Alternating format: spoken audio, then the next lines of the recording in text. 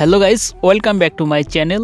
আজকের এই ভিডিওতে দেখাবো 2024 সালে নতুন নিয়মে কিভাবে একটি জিমেল আইডি অথবা জিমেল অ্যাকাউন্ট খুলবেন, সেই প্রসেসটি মূলত এই ভিডিওতে দেখাবো। তো জিমেল অ্যাকাউন্ট আপনি তিনটি ধাপে খুলতে পারেন, প্লে স্টোর থেকে, জিমেল অ্যাপস থেকে অথবা গুগল থেকেও খুলতে পারেন।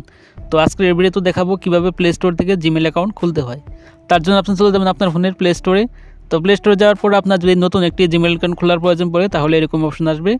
আর যদি আপনি পুরাতন একটি জিমেল অ্যাকাউন্ট থেকে থাকে তাহলে আপনার ক্ষেত্রে এইরকম একটি অপশন চলে আসবে। তো এখান থেকে আপনি ক্লিক করে তারপর আপনি ডান পাশে যে লোগো, তো লোগোতে ক্লিক করবেন। লোগোতে ক্লিক করার পর এখানে দেখতে পাচ্ছেন,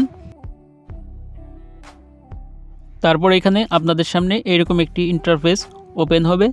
তো এইখান থেকে আপনি জাস্ট এই যে জিমেল দেখতে পাচ্ছেন, তো এই জিমেলের লোগোর যে ডান পাশে তীর চিহ্ন, তো জাস্ট এই তীর চিহ্নতে ক্লিক করবেন।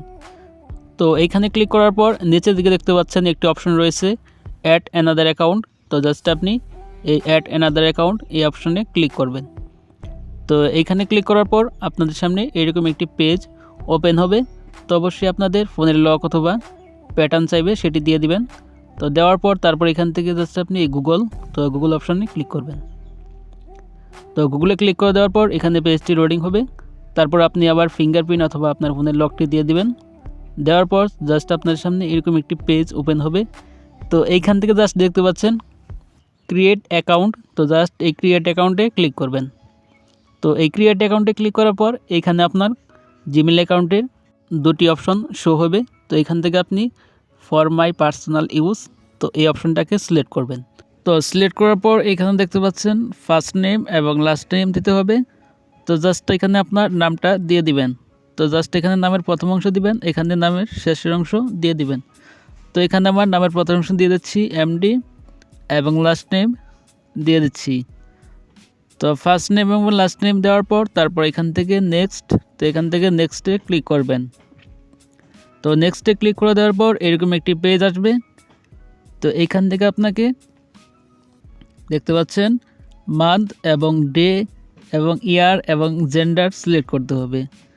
তো আপনার জন্ম তারিখ দিতে হবে এখানে। তো জন্ম তারিখটা এমনভাবে দিবেন যাতে আপনার বয়সটা 18 বছরের উপরে হয়। তো আমি এখান থেকে মাস সিলেক্ট করে দিচ্ছি। তারপর এখান থেকে ডে সিলেক্ট করলাম। তারপর এখান থেকে ইয়ারটা সিলেক্ট করব। তো জাস্ট আমি এখান থেকে ইয়ারটা দিয়ে দিচ্ছি। দেওয়ার পর তারপরে জেন্ডারে ক্লিক করে, তো এখানে আপনি যদি মেয়ে হন তাহলে ফিমেল দিবেন, ছেলে হলে মেল দিবেন। তো আমি এখান থেকে মেল সিলেক্ট করলাম। তারপর এখান থেকে নেক্সটে ক্লিক করব। তো নেক্সটে ক্লিক করে দেওয়ার পর দেখতে পাচ্ছেন এরকম একটি পেজ ওপেন হবে। তো এখানে একটি আপনার ইউজার নেম দিতে হবে। তো ইউজার নেমটি এমনভাবে দিবেন আপনার নামের সাথে জাস্ট কয়েকটি সংখ্যা যোগ করে দেবেন, তাহলে ইউজার নেম সেট হয়ে যাবে। তো এখানে আমার ইউজার নেম দিয়ে দিচ্ছি। তো এখানে আপনার নামের সাথে জাস্ট কয়েকটি সংখ্যা যোগ করে দেবেন, তাহলে আপনার ইউজার নেমটি সেট হয়ে যাবে। তো আমার ইউজার নেমটি দিয়ে নিচ্ছি। তো দেওয়ার পর এখান থেকে নেক্সটে ক্লিক করব। তো ক্লিক করার পর প্রথম ইউজার নেমটি আপনার নাও নিতে পারে। তো দেখতে পাচ্ছেন আমার ইউজার নেমটি এখানে নিচ্ছে না, তার জন্য এখান থেকে আমি জাস্ট নতুন একটি ইউজার নেম দিব। তো এই ইউজার নেমটা অলরেডি অ্যাভেলেবল রয়েছে, তার কারণে ইউজার নেমটি দিচ্ছে না। তো নতুন একটি ইউজার নেম দিচ্ছি আমি।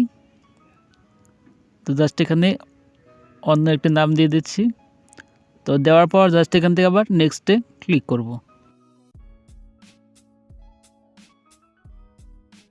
তো নেক্সটে ক্লিক করার পর দেখতে পাচ্ছেন আমার ইউজার নেমটি অলরেডি নিয়ে নিয়েছে।